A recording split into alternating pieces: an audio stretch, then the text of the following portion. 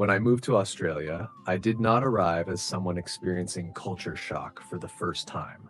I had already crossed one major cultural bridge.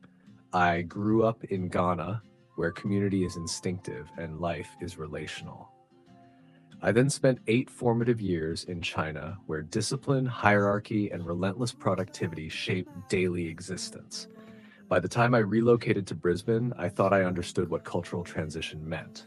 I was wrong. Australia did not shock me loudly. It unsettled me quietly. Informality without loss of respect. In Ghana, respect is deeply embedded in social structure. Age and seniority are acknowledged openly. In China, hierarchy is even more structured, especially in academia. Titles matter. Authority is rarely questioned publicly. Professional distance is carefully maintained.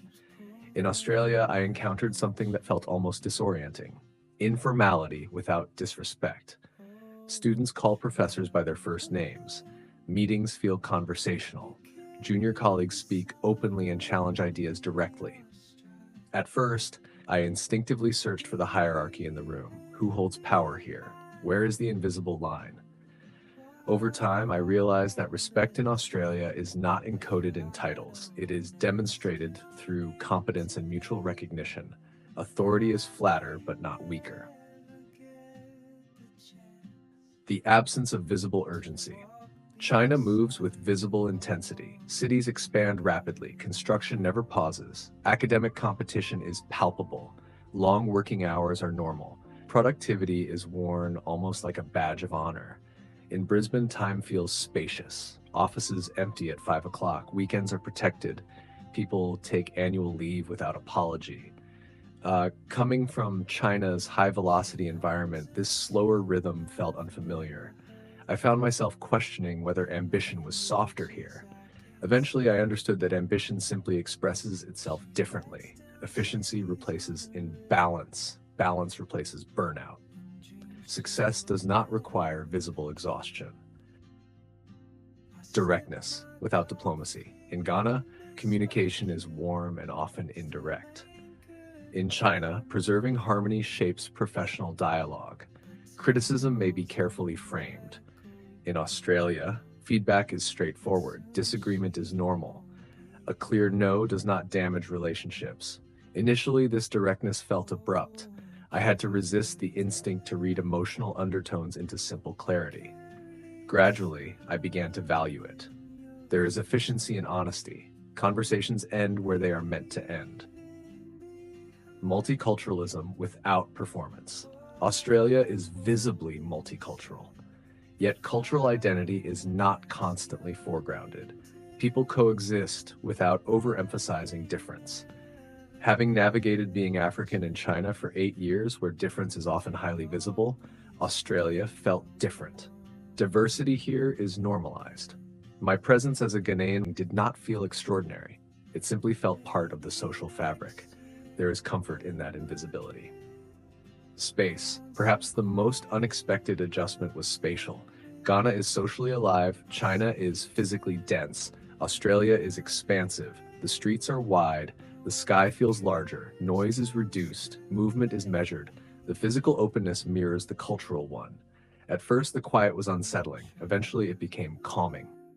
The unexpected warmth of strangers. When I moved to Brisbane, I expected structural differences. I expected changes in work culture, communication style, and pace of life. What I did not expect was something much simpler. Strangers smiling at me. The first few weeks felt almost disorienting. I would walk into a supermarket and the cashier would look directly at me and say, "How are you today?" Not as a formality, but with eye contact. People passing on footpaths would say, "Morning."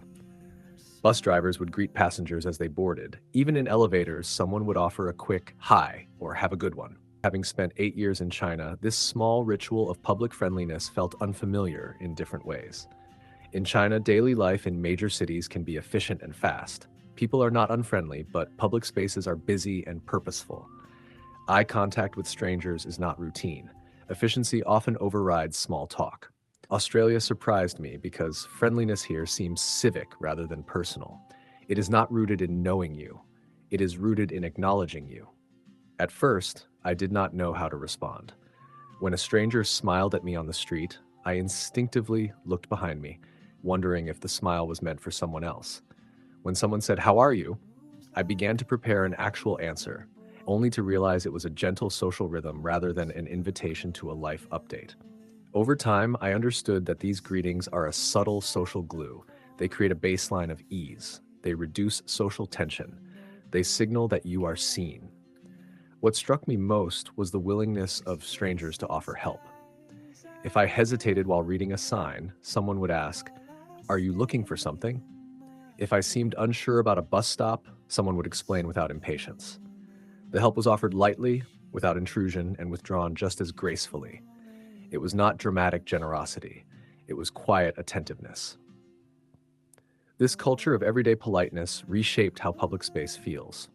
In Ghana, public life is vibrant and communal. In China, it is energetic and efficient. In Australia, it is courteous and measured. The repeated greetings, good morning, good afternoon, have a nice day, initially felt almost excessive. But gradually I realized they soften the edges of independence.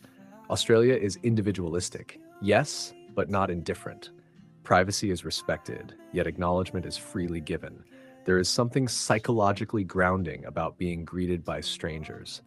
It reduces invisibility. It eases the subtle isolation that can accompany migration. It reminds you that belonging does not always require deep integration. Sometimes it begins with a smile. What surprised me most was how this small habit changed me. I began to greet first. I began to smile back without hesitation. I noticed that these exchanges, though brief, accumulate. They create micro moments of connection in an otherwise independent society.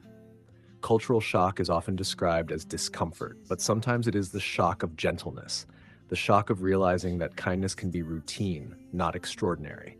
In that sense, Australia did not overwhelm me with difference, it disarmed me with simplicity. And sometimes all it takes to feel slightly more at home is a stranger saying morning and meaning it. Still anchored by my fear, but time rolls on.